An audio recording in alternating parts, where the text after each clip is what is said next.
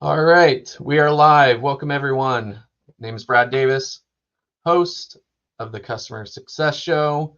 We have another great panel of ladies that will be joining us shortly. Please check out successpanda.io for professional development for customer success. And then also just a quick shout out to all of the homies that won some awards for the success coaching, either top 25 or top 100. Congrats. I know a lot of people put in a lot of work for that. So just want to give some love there. So today we're going to be talking about communication. And let's go ahead and bring on our panel. So we have Layla, Eleni, and Renu joining us. And ladies, do you want to give like a 60-second to 2-minute just intro about who you are, what you do, and also include something fun that you like to do or a hobby, just something outside work. So on my screen, we'll start with Layla, then Eleni, and then Renu. Yeah, hi everyone. I'm super excited to be here. I'm not customer success specific in my career. I've been in tech. I did about 7 years at Google, then joined a small fintech startup, did a little bit in property tech. On the business side, not on the tech side. I don't code. But I do love communication and I love creating experiences for people, whether that's customers, whether that's employees, whether that's sort of anybody in the whole ecosystem, business partners. When my real job is the 3 kids that I have who are 4, 6, and 8, and I spend time chasing around the little rugrats, and we love Halloween. So we do a family-themed costume every year. This year we're doing Avatar: The Last Airbender. I'm excited to get those made and get out there and trick or treat. I must see pictures of this. I want to see costume pictures. We'll do it. Awesome. All right. Yeah, go ahead, Eleni. Okay, hi everybody. I'm Eleni Vorvis. I'm based out of Cambridge, Massachusetts, and I've been in the success world for the last 15 years. But I started my career off in sales and then decided that I really was interested in the customer journey post contract signature and helping them get to value. So I decided to make over the switch after I graduated with my MBA from Babson College. And so I've worked at a variety of startups as an individual contributor and then got promoted into leadership roles. And then very recently, I've gone out on my own as a customer success consultant, advisor, and coach. So I help to train and enable customer success managers and teams. I also do some fractional work. I'm currently working with an amazing startup called Coachum. And I am the co-founder for Boston Founders Forum, fondly known as BFF. So in the Boston area, we also run monthly events to help to support the startup community. So I've turned into an event planner, a skill I didn't realize I actually had until I started doing it, and I actually really enjoy it as well. Fun fact, I'm a big foodie. So my parents were both born in Greece. So I'm 100% Greek, and food is a big part of our culture. So I'm that individual who friends are always coming to with questions about recommendations for the newest restaurant in a particular neighborhood. I have a spreadsheet that I keep track of all the new openings and kind of do ratings of each of the places. So food is a big part of my life. That is well noted. That is good to know. I might hit you up because I might be going to Boston soon, so I need to know these things. So happy to help. Yes. Yeah. Awesome. Renu Alawalia. I'm now in the Tampa Bay area, just surviving through Milton, but all good from there. I actually have always been customer facing in my role, started traditionally in management consulting, and then formally I fell into CS, I would like to say, when that was, people weren't sure what CS was. And then officially I joined UiPath, was there for like 5 years as an individual contributor and then a leader. And then now at Trellix as a customer success leader here. And fun fact, I also love holidays and food too. So I was like, oh, wow, those are good ones. But this year, the holidays are a bit different because Halloween and Diwali fall right next to each other. And so I'm calling it Diwaliween and going to see if that will trend a little bit among friends. Nice. Yeah, no, it's I have a Halloween tradition we go with. So I have 4 kids, which I know it's That is crazy. But we actually live near all of my 4 other siblings, and they all have a bunch of kids. So we have this big trick-or-treating that we do every year where we basically just invade people's neighborhoods, and there's like 17 kids all going to the same door. So that's always a good time. But cool. Well, that is some good intros. So ladies, let's jump right in. The first thing that I had actually was someone who sent me a question, and I think this is kind of appropriate when we're talking about communication. Is a lot of people that watch the show or engage on Success Panda, right?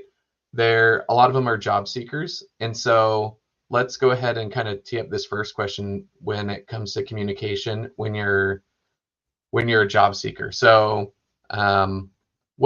what are some practical ways that job seekers can kind of improve communicating? And we'll just start like when they're trying to network with someone, right?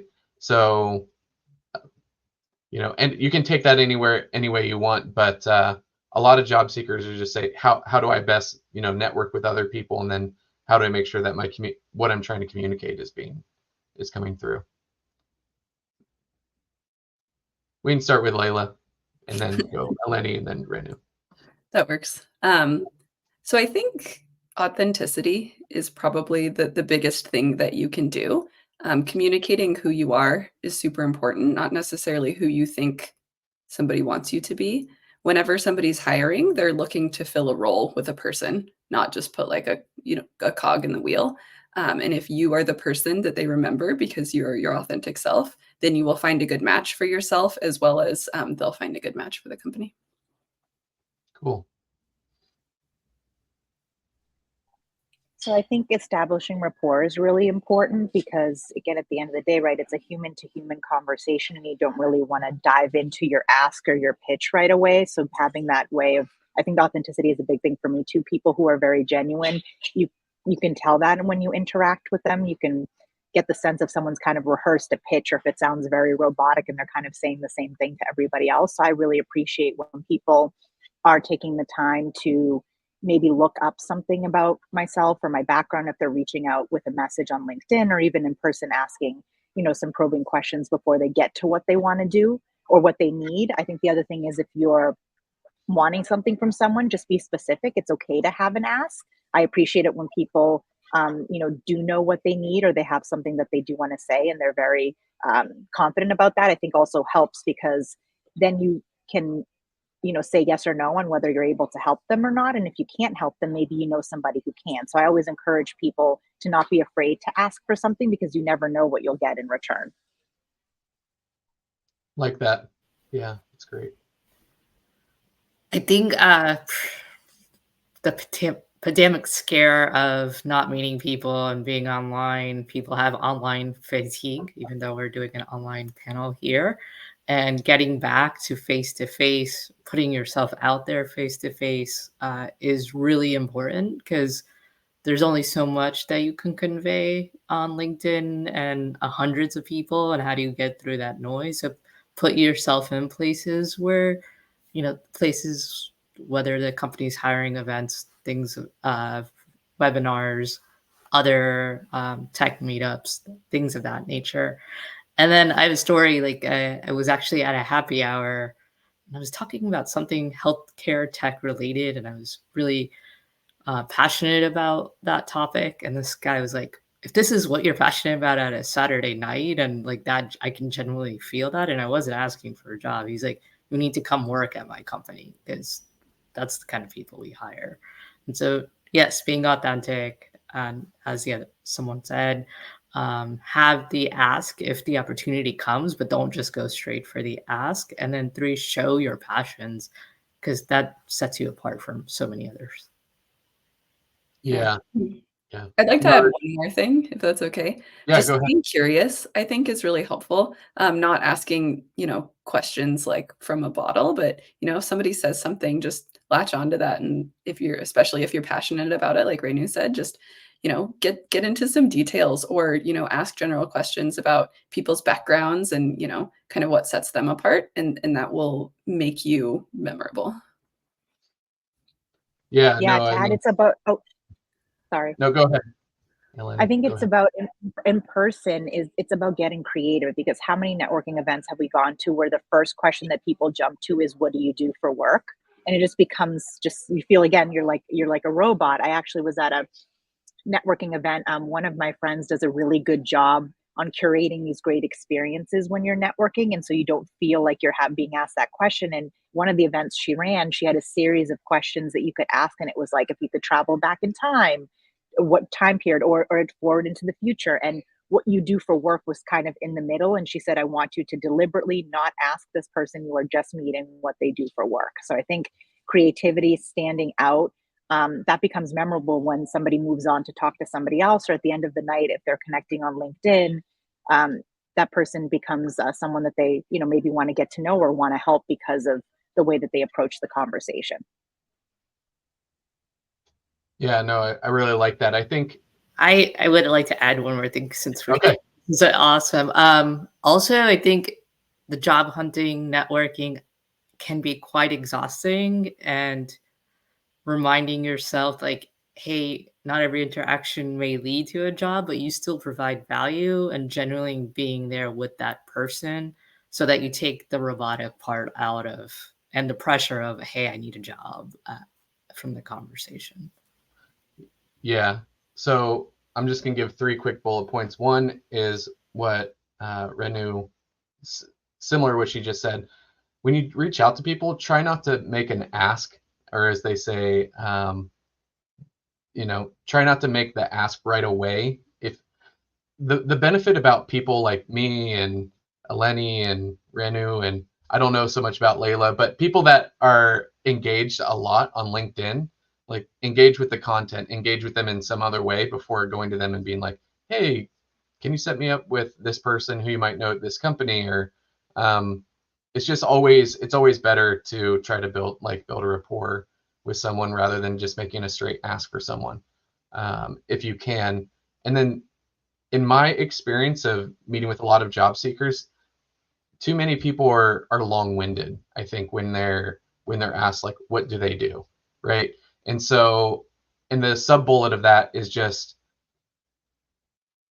being able to articulate what do you do in an interesting and compelling way is actually really, really helpful. And what I mean by that is, let's take an example of, you're a teacher. So let's say that Layla is a teacher and I'm a teacher, and we're all at a party, and Eleni says, hey, what do you guys do for work? And Layla says, well, I'm a third grade teacher, reading teacher, right? And it's like, oh, okay. And say I'm a third grade reading teacher too, and I say, oh, well, I help children discover, the impossibilities and the wonder of the world through books, right? And they're like, oh, well, what is that?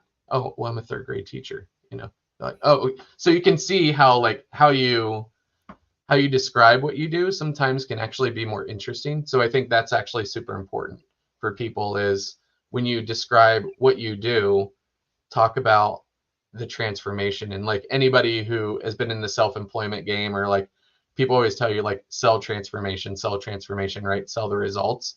And I think we'd be good to remind ourselves of doing that when we're like meeting new people, right?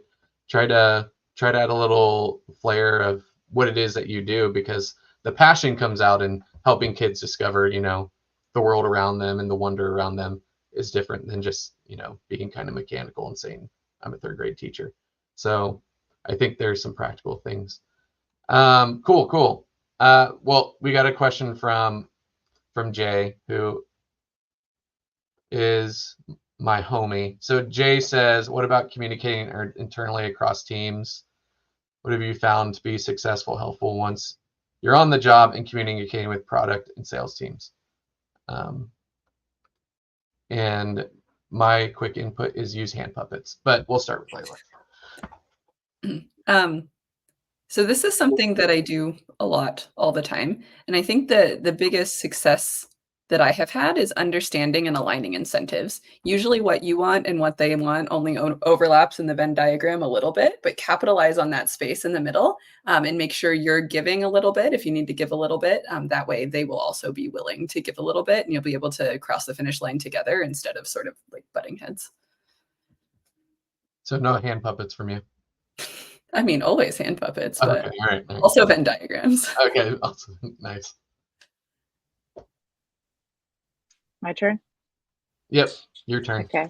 I was also going to say alignment, but I think even before that, what I always encourage people to do, and anytime I've had a new team member start, is to get to know people before you start formally communicating in your role and going to them with your asks and having to work, have that working relationship, is just trying to understand who other people are at a human level, why they're at this company, why they're passionate about being in product or sales, what their goals are. I think the more we can understand about the work that they do, or even how they perceive the department, particularly customer success, then allows you to speak the language that's going to resonate with each of those groups. So similar to the way that customer success teams communicate externally to customers based on the stakeholder, right? The way you speak to a user or a champion or executive is going to be different language depending on what the goal is that you're trying to achieve.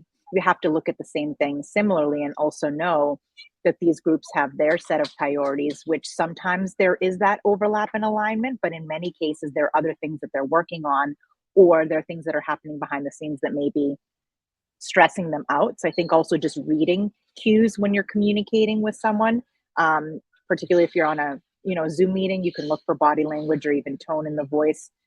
Sometimes the written word is a little bit harder to understand, but another tip I just have is if you're finding you're not getting what you need, or there's a miscommunication over Slack or email, just pick up the phone and call somebody. That's the easiest way to make sure that there's not a miscommunication.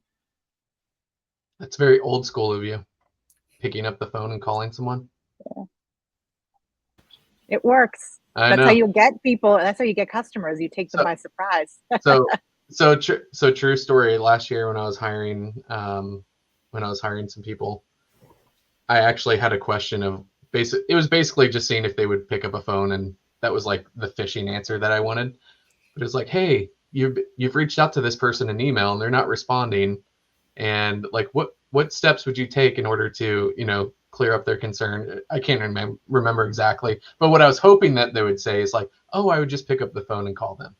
And I would say like only like 10% of people actually said that they would probably pick up the phone and call someone. Like, I think there's a lot of that gives people some anxiety sometimes. So, but it definitely works for that. It does work. Go ahead, Renu.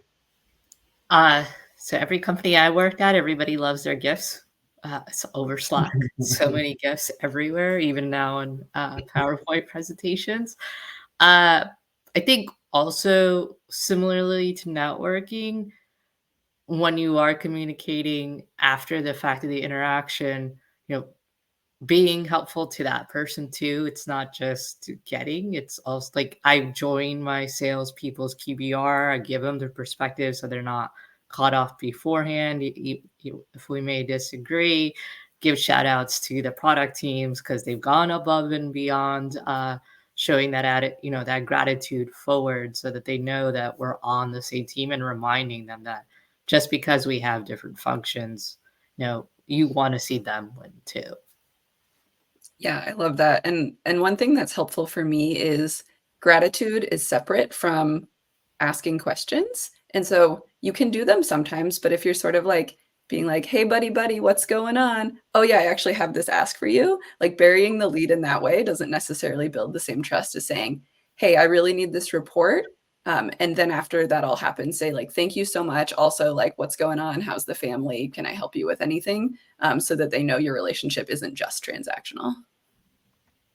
Doing the free things well, right? Which is a big talking point that I have with people that I meet with, who either tell me like the horror stories about the places that they're at and who their bosses are and all this stuff. And it's just, if we could do the free things, like you said, showing gratitude, giving praise in public, correction in private, appreciation, like half the workplace kind of hurt feelings would be, I feel like, gone overnight. And these are all free things that people can do, right? It's just a matter of if they wanted to do them. Yeah, it's surprising to me how many people forget to say thank you or please, or is this something that you can get done in XYZ time? Let me know if you have any questions or concerns. I've also talked to people that say that they just will get a request and it's even just it's a demand of I need this by this time, and that person is making assumptions about the the time and capacity that individual has to get something done. So I think even just asking and saying, here's the reason why I may need this in a specific amount of time, just talk to them again like they are a human being, not someone that is there to help you to get your work done. Don't bark a command at somebody. I mean, I had that happen to me early on in my career, and I very quickly just stopped it. I had a conversation with that person. And I said, the way that you were speaking to me, how would you feel if you received that type of tone and comment? You're just saying that you need to get this done and you're forgetting that I have all these other things going on. You haven't even asked me if I have capacity for it. So what makes you think that this priority, your priority, is not always my priority? And let's make sure that we are speaking respectfully to each other in this type of environment. I think sometimes you just have to be really clear. Otherwise, people are just going to take advantage and walk all over you. I think that's just something I learned early on in my career, and I'm glad that I did, because it has helped me in situations where I felt like people were not being respectful. Yeah, and to add on to that, when we're speaking about authenticity, I happen to be a pretty blunt person, and I learned that early on in life, but also early on in my career. And so just knowing myself well enough to be like, hey, here's a crisp, clear ask. I hope it doesn't come off any certain way, or like, oh, sorry, I was pinging somebody as we were having this conversation, which I shouldn't do. So how can I sort of go back and like make sure that my bluntness, which is very genuine and sincere, because I like to be crispy clear, isn't coming off as, being too demanding or any of these sorts of things, I think is important. Yeah, I'm actually very blunt too. I've gotten that in most performance reviews. So as you were saying, don't say the good morning, how are you? I actually have to do that, like, good morning, how are you? Like, hope you had a great weekend. And this is my ask, because I don't want to feel like I'm just, pushing through without saying. And then yes, let's dive deeper into the gifts and the jokes and all of that. Well, but I've learned to like balance it a little bit. Nice. Yeah, I think it's interesting because when we talk about clarity, I think that clarity is like a sword that can divide. Like it can be, a lot of people are uncomfortable, and I've talked to hundreds of people this year when it comes to in different capacities. A lot of them are people who are, let's say, unhappy in their situation or have a boss that is quite challenging for them, and they'll say, yeah, I mean, I don't have clarity for my leader, and I think that is, I think a lot of leaders, they don't want to give clarity, because when you have clarity, you actually have a position, like you can actually measure against clarity, right? So I think it's a lot of people, they kind of, they may not like to give clarity, but when you have a leader, or you have someone like Layla or Renu who's being very direct and clear, like it's kind of a binary of like, did you do it or did you not? And I think that is important dynamic to think about when in communicating, because then we're, when you're following up with your team, Renu, like the person that you're being very clear with, if they say, no, I didn't do it, it's like, can you explain to me what the challenges are, and things like that. But there is a challenge, I think, we'll just say in the marketplace of leaders with having the courage to be direct or having the courage to be clear, especially if you yourself aren't clear, right? Yeah, I think, and I know we started talking about cross-functional partners when we started this question, and we've kind of moved into leadership. I'm reading 10 to 25, which is about sort of how to motivate young people, but I think all people. And one thing that the author talks a lot about is having high standards and also being highly supportive. And I think almost all humans default sort of into one bucket or the other. And so the challenge is having high expectations, but also supporting somebody as well as you can so that they can get there. And I think of that more as a leadership principle than I do as sort of like cross-functional partner ask. But as leaders, we talk to our team differently, and even members of our team differently from each other than we talk to somebody that we're sort of asking people, when we're asking people to do other things at our company. And I think Eleni, I don't remember which one of you said it, but just knowing the language that you're using to speak to different people is super, super important in being clear. Yeah, so James actually, Jay, it comes up James, so hey, Jay. You need to change your LinkedIn to Jay, unless you want to keep it James. Says, would you say that the role of CS can be considered a translator between the customer and their goals and the various different internal teams? Mentioning this as I've seen several discussions with new CS people who get frustrated about having to do this. And I find that if you're not eager, willing to be that, you might face some trouble being a successful CSM. Yeah, so basically what Jay is saying is you have to translate like what the customer is telling you to these different internal teams, because you're dealing with product, sales, marketing, and then also, executives. So yeah, I would say that's right on, Jay, that you have to be able to speak the language of the team, right, that you're speaking to. Alrighty, so I actually want to get into, unless you ladies have any further comments about that, I want to ask you about some of your experiences. Well, I do want to add on to what you said about that, Brad. I think the struggle with CS is that there hasn't been that being able to be like, why is this important to me as product? Why isn't this important to me as sales? I think we're getting better and over that hump. But if you can't translate it and get the buy-in from your own internal organization, like, hey, I want to have a CS customer industry event. Well, why does sales care that you're doing that? Why does product? Because that's taking resources away from them. What's the importance of that CS initiative to the other resources that you're competing for?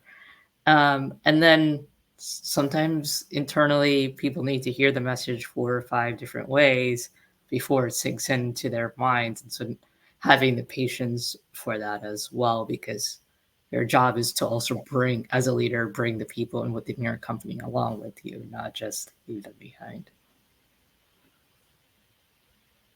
Yeah, I agree. Especially getting people to understand, it's always helpful as from a tactical standpoint to try to make it their idea, right?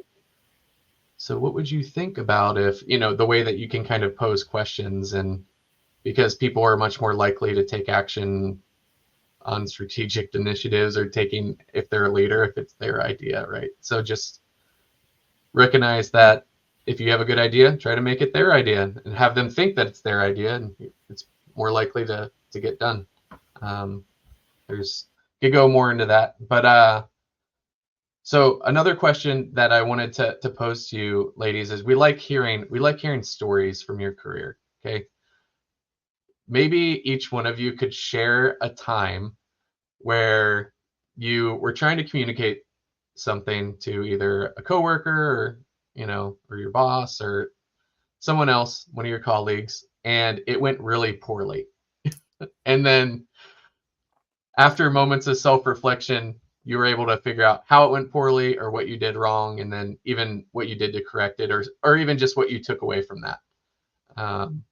I have numerous examples, but they all have to do with humor that didn't land, so I will go last. But Layla, do you have any experience about what not to do? So many. One that's sort of top of mind for me is I'm pretty mellow, which is good most of the time, and can, especially with direct reports, lead to sort of a misunderstanding of what my expectations are. And so I had somebody who I was, brand new to my team. She had to go off for, a death in the family, was on bereavement for a little while, and came back, and, we were sort of working to get her ramped up and do all of these things. And, I said, it takes time. We got to do these things. And how that sort of translated down the chain was, if people are drastically underperforming, we need to give them, a month or 2 or 3 to really get to where they needed to be.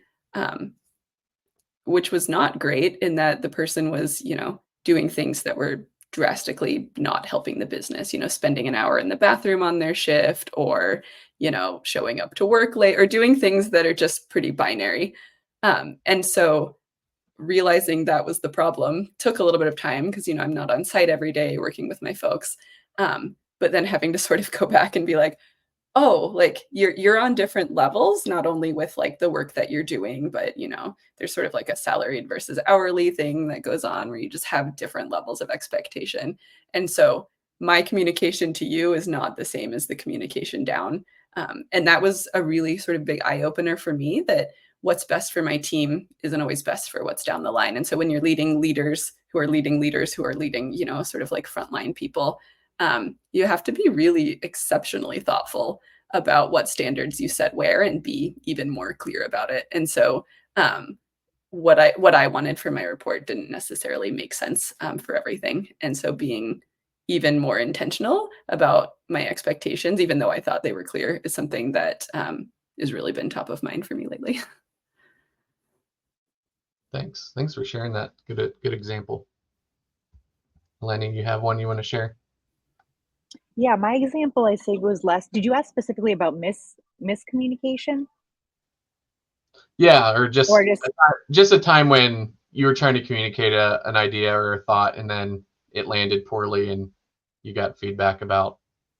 Yeah, so I think it's the way I kind of reacted and what I used for communication. So I tend to be pretty passionate, and people would call me emotional, although it's a word that I hate to use to describe me in a business setting, because I feel like emotional has a negative connotation. But I'm just a person where I feel things very deeply and I have reactions. And so I was in a situation where a salesperson and I were working. This is when I was an individual contributor with a customer, and I don't remember specifically how things played out, but he responded to the customer in a way that I interpreted it as he was trying to throw me under the bus, that I was the one that did something wrong, versus the situation, or as a company and as a team, we weren't doing what we needed to be doing.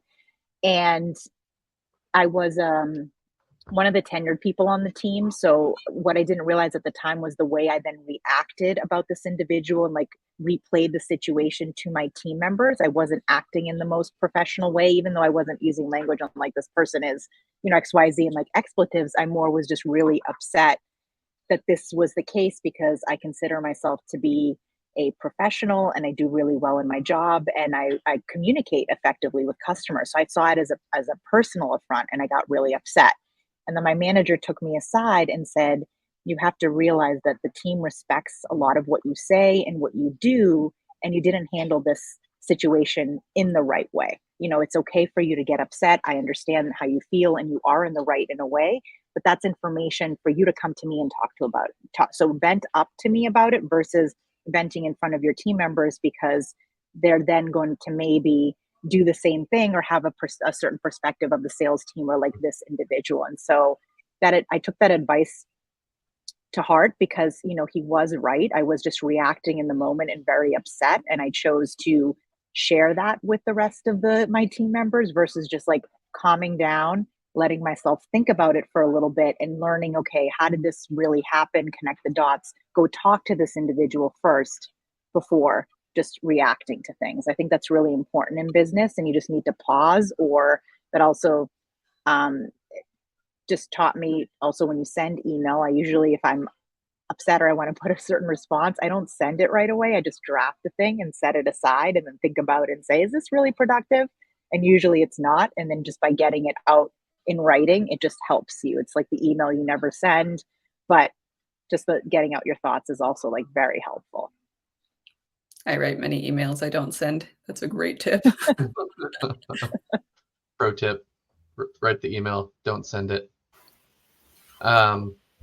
Yeah, no, I mean, CS lives under the bus, so I feel that. So go ahead.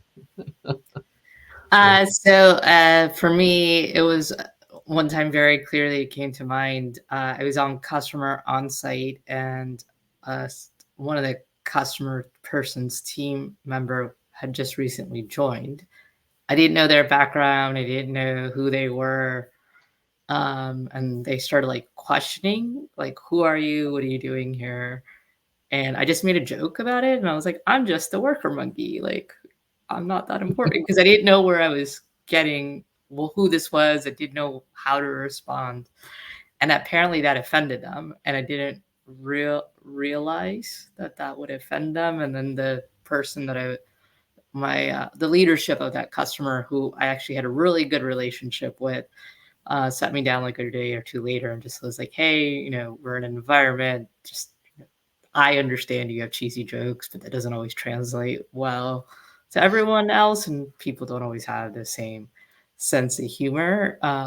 And I took two things away from that. One, to have a customer stick up for you, you've had to have built consistent relationship, because I was the outside person on the team, and they're like, I know Rainu, she wouldn't do anything to visibly offend someone. So, you know, when you do that misstep, I think sometimes there's little grace if you've always been consistently delivering.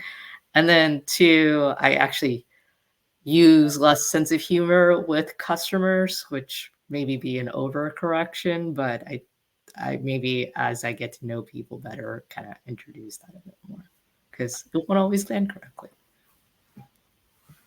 Yeah, I mean, I'm right there with you, Renu. I really, some of my favorite movies are like all the Chris Farley movies, you know, like Black Sheep and stuff like that. And most of the time, it's just when you like make a reference to some movie that people haven't seen, and they're like, what? And then it just doesn't land, and you're like, oh. They're like, are you saying that I'm the fat guy in the little coat? I'm like, no, I'm not saying you're the. I was like, but have you seen the movie? They're like, no. And I'm like, all right, you would laugh if you'd seen it, you know. But yeah, it's the same. Like, just being humor, and if you're someone who just, and I think it can be challenging too, because when you, so I worked at a really small company with like 11 people at one point, and we're all cool. Like, everyone's getting along, everyone's cutting it up. It's, the vibe was very like, we all handled jokes, and it was very friendly.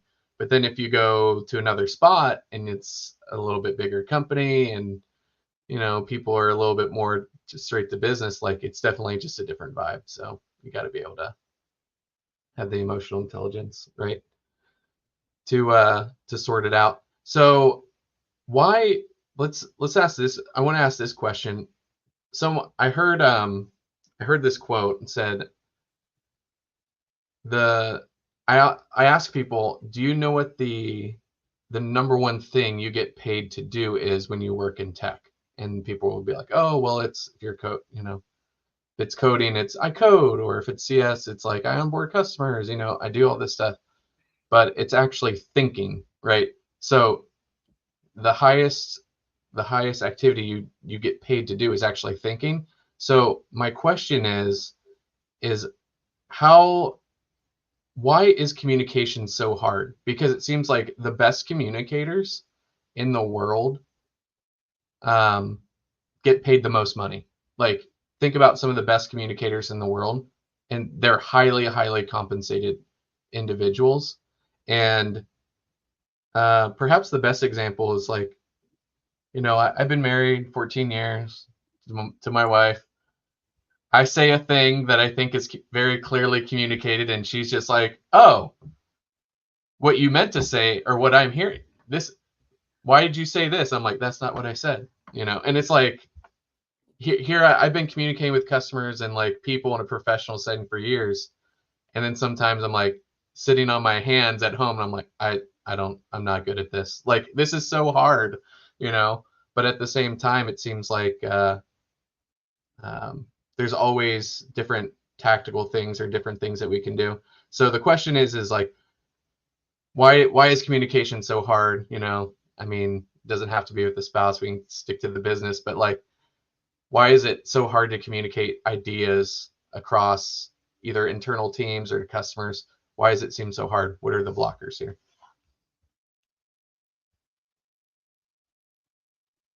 Maybe there's not. What do you think, Layla? I want somebody else to go first. This isn't. Oh, okay. I can go. I think it's hard because you constantly you have to really think about it. I think we can revert back to or make assumptions about the way we think we're communicating, right? We're most comfortable Mhm. with the way that we think we're effective communicators, so we communicate in that way. And so you have to constantly remember the way that I deliver something doesn't mean that that person is going to understand it in that exact way. So the words that you use or the tone that you have really does matter. And that's something that you constantly have to think about versus like you said it and forget it. And each situation could be a bit different. I think where people are at, what if someone is having a bad day? What if someone just had a significant loss or something is maybe affecting their ability to communicate with you in the way that they normally do. So you really have to look for all of these cues when you're trying to be effective, whether you're having a one-on-one conversation with somebody or you're asking someone to do something, or in many cases with customers, just getting them to reply back to your email or to move forward with steps in an implementation or whatever their to-dos are. There's just so many factors. And I think throw in a pandemic and then burnout and people just feeling overstressed. I think it's become even more complicated because people are just turned off and tired. And so it is hard because it's something that you constantly have to work on. It's not like you just can be great at it. You send a couple things and people are like, wow, she's an amazing communicator. I mean, I'd like to think I do a pretty good job, but there's still instances where someone is receiving my message in a way that I did not intend. Because I can be very direct. I'm like, I just do this thing, or I thought I was very clear about what I was asking you to do, or the tone that I was using. But then I get humbled that that's not always the case. I think the other thing is to leveraging the way that you are more effective. Like for me, it is in person or on a Zoom so somebody can hear my voice, they hear the tone, the words that I use. I've had friends say to me, your written words sometimes is just you sound, I don't know what the word, like you just are more harsh than you are in person. You're just so loud. So it's just interesting that you just have to like take that feedback and run with it. And I never really thought about it until some people were bringing it up. And now I'm like, I read an email 5 times just to make sure, how would I receive this if I were somebody who doesn't necessarily know my personality or have heard my voice on the phone, or I'm just meeting for the first time. So kind of get in your head, but you have to think about all those factors. It is a hard thing. Yeah, it's complicated and hard to add to that. You're looking at people with different cultural experiences, people with different languages, people with different filler words and nuances, and then uh, we say this all the time in customer success to use the customer's language and their words, but at the same time, like until you're like in the trenches in the field doing what they're doing, like you're not going to be able to really pick up that language either. And so it comes off uh, complicated because that's a lot to process in. And then at the same time, you need to keep the message simple, right? So it's like all these factors and complications, and then it's like, hey, but you have to deliver this in a very concise, simple way. And that is probably the hardest part of communication is taking all these details and then sinking it down in a consumable way for folks. Yeah, I think what you say matters a little bit, and then what happens as a result of what you say is really what matters. And so earlier in my career, I think, am I saying this the right way? It was very like the reflection was very self-centered. And when I switched my mindset to, I said this, what happened? How can I correct quickly? That upped my communication game significantly. And sort of to your previous point, you get paid for thinking. In many roles, you equally get paid for being able to negotiate. And so that is also like very other minded as well. So, you're negotiating between your internal partners and your customer, or you're negotiating sort of like down the ladder and up the ladder, and being able to do that with them in mind takes the Layla out of the problem and allows me to focus more on results than focus on me. Yeah, that's a very cause and effect type, right, mentality where I create this cause, or these are the words I say, and what effect does it have, like on the world, on my team, on the people, and then it's observational kind of mindset, right? Where you're observing other people and seeing how they're responding. So that, yeah, I like that. I like that. Do you have any follow-up, ladies, that you wanted to add to that? No. Okay. One thing I wanted to make sure we tackle Rachel is. wants to say something. I saw her come off mute. Okay, sorry. Yeah, I was like, I can let it go too. But one thing that was really novel to me about like testing what you say and why, I went to see a comedian who was testing out materials, and he actually had different index cards. And he was like, these were so funny in my head. Like, let me land it. And then he would have people vote, like, is this to keep? Do I need to work on it or just trash this out? And this, it's Jeff Foxworthy, who makes a lot of money doing stand-up, and the fact that he does this so disciplined makes you realize how hard it is to deliver messages that really land with folks. Yeah.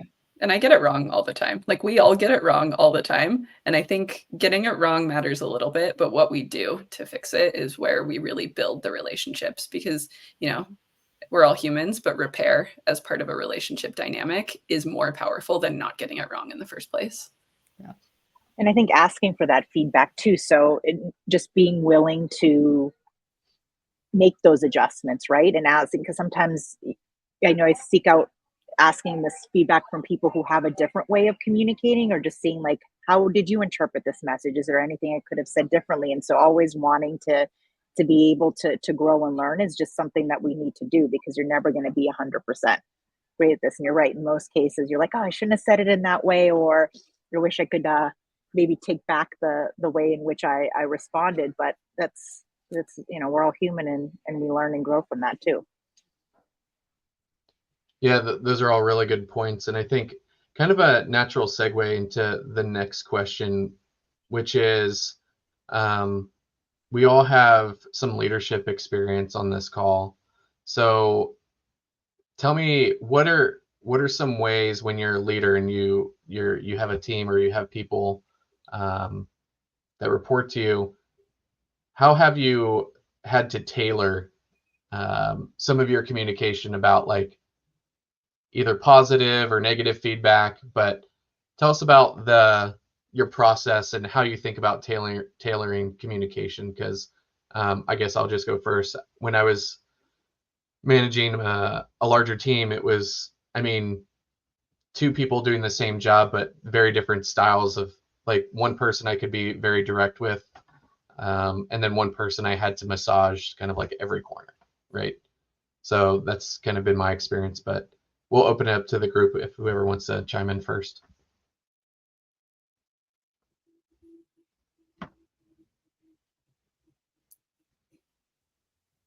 Okay, I'll go. I think about this a lot, and so I didn't mention my current role is I'm an operations manager for DashMart, which is a subset of DoorDash. And in DashMart, we have essentially the grocery stores that nobody can come in except our employees, and we pack orders and send them out the door to Dashers. It is a completely different role than anything that I have ever done before. I wanted to take it to learn how things work in the real world, like product expiration, all sorts of things that I'd never done. And so there's a huge learning curve for me in my skill set. And then I love diverse teams. And so I intentionally hired people that were different from me and different from each other. And so kind of like you said, Brad, just really thinking and understanding, how does this person receive information, and how do I help them get the results that I want them to have? How do I be highly supportive and, you know, have those high standards? And I have to do it completely differently than each person. One person on my team has been in the role for, I don't know, 2.5 years and knows everything better than I do. And he likes to be very self-sufficient, which is awesome. One person has been in the role 3 to 4 months and likes a lot of structure. That's just her personality. And then a third person on my team is new to the role, but likes to self-impose structure and then get feedback on whether or not that's the right thing to do. And so every one-on-one I have is completely different than the other one. And that's fun for me, but, you know, it's also a little bit hard, but I also did it to myself. And so I know that the rewards will be better than sort of like the struggle to make sure that everybody gets the right communication. Yeah. Love that. I actually just ask first, like, hey, when you've had managers in the past, what has worked for you, what doesn't, and then where are you trying to grow in your leadership skills and your communication skills so that I can push you to the desire that you have. Similar to customer success, right? Like, what are the outcomes here that you're looking for in this role? And then I also kind of challenge a little bit with the communication because not all leaders are going to tailor their communication style to every person on their team. And so having to challenge my team a little bit of, hey, so and so, our leadership just wants to people present in a certain way. Let's push you to communicate in that way too. So it's not just me tailoring, but also pushing the team to adjust to the different styles as well. I love that. Yeah, I mean, I think both of what you're saying is what I've experienced as well. I mean, it's just asking the person and also setting the expectation around this is how I communicate as a leader, and there are things that I want to coach you on in terms of the way you're communicating or sharing information that are then going to be valuable when you communicate up to my boss or to other executive founders or executives or founders. I think that's the big thing. When you're coaching a team is a lot people right have their styles on how they communicate. Some people tell you everything, that all the details on the thing, when you just want to know, okay, where are we at with this, and I can read the details somewhere else. And there's some people where it's like pulling teeth to try to draw out updates or information, and they like rarely come to you. So it's I think it's just important to just set the tone for the team and the why behind the way that you're going to ask for things or communicate, or even just saying I'm going to be providing you some feedback, and just making sure that you're asking for that permission, they feel comfortable with the situation. Then I also want to say it's not going to be just one way, it's a two-way thing, and I would like to get feedback. And if there are things that I could be working on in my communication style, then I definitely want to know, because I think that's helps them to feel comfortable that you're creating the safe space in which they can provide that information. I think that sets the tone for a really great relationship between a leader and their direct reports, and just being genuine too about what you may have going on, and in communicating that. I think showing the human element also helps your team to understand and have permission to have bad days or to learn from their mistakes, versus being worried about doing something and then the repercussions that may come from it. Yeah. As I've been sitting back listening, like all of your responses have been very outward focused, right? Which is like you're the manager, you're the leader, you're seeking, you're looking outside of yourself, and you're looking for, feedback from the other person. And it's just, I think if you've worked long enough, everyone's had a career where it's very, we'll just say inward, right? It's very about them. It's they're not so much worried about whatever you think or however you communicate, right?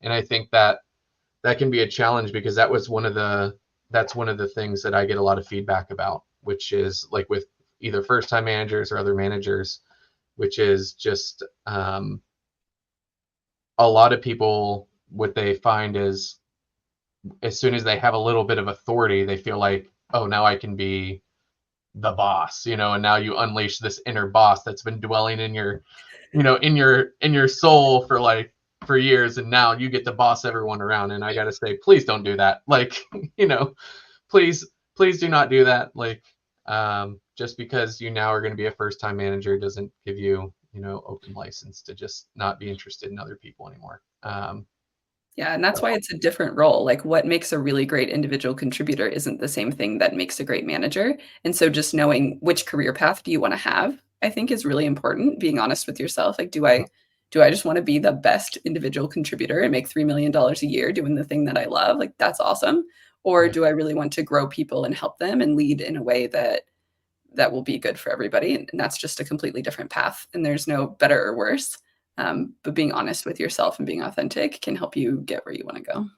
Yeah, absolutely. And then if you do get promoted or you do want that leadership role, I think there's also a company responsibility to provide the training and enablement for that. We can't expect that every first time manager is going to know what to do. So being able to provide that path, to provide an opportunity for managers to learn from each other. I've worked at some companies where there has been that facilitation. It's been a really great thing to be in a pod with other managers from different departments going through the same things, and being able to discuss those scenarios and kind of do some role play, etc. I think there's that responsibility is also important, and then providing other ways outside of the organization, right? There's like training that we can bring in, or they can take conferences for people to go to. So I'm also a big proponent of educating and making sure that people have that skill set versus them always feeling like they have to figure it out themselves and being afraid to ask those questions, because then people may question their ability to be a leader, but no one just wakes up and knows exactly what to do. You have to go through the missteps and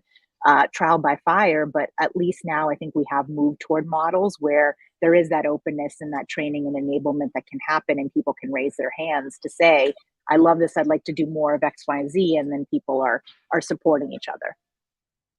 Yeah, I do think there are some types of people who are great leaders and they don't get that chance earlier in their careers. And that's just a whole different set of problems that comes. So yeah, I don't think anybody wakes up one day and knows how to do everything. I do think that we should know what we like, and we can sort of fill in the areas if we need to, that we need to get there, or we can just hopefully, feed our strengths and not necessarily spend all of our time bolstering up our weaknesses. Yeah. I believe in that too. Yeah. Strengths. I did a strengths finder assessment. That really resonated with me, because it is more about looking at your strengths versus you can't get better at all of your weaknesses, and some of those things are just not going to matter. So why not focus on what makes you you and the things that have brought you to where you are today? Yeah.